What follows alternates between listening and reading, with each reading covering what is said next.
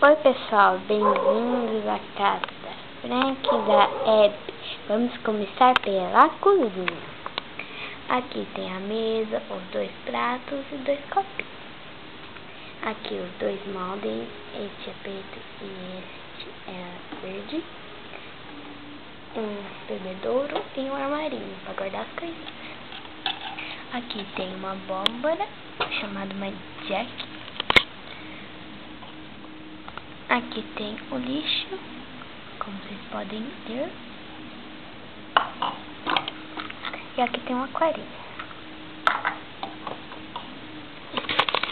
Agora vamos, antes de ir para a sala, vamos ir para cá. Aqui tem um violino, uma bolinha, chapeuzinho, uma plantinha e a fotinha da Abby.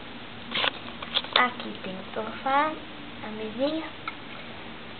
E como vocês podem ver, aqui também tem uma lâmpada. Aqui não dá pra vocês verem, mas tem uma televisão e aqui também tem muitas coisas. Aqui é o nosso lindo cavalinho. Aqui é o guarda-roupa dela. Vamos ir pro quarto.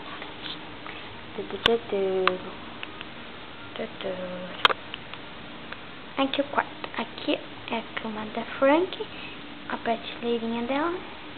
Aqui tem uma luz também, aquela cama da Abby.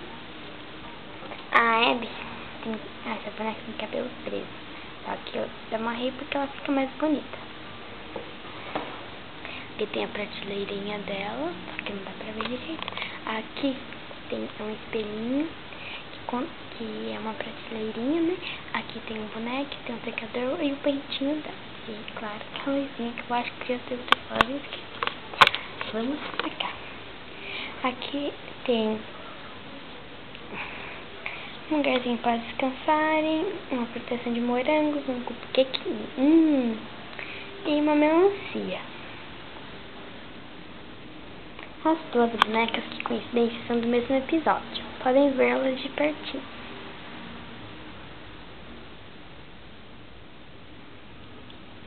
Agora a Abby.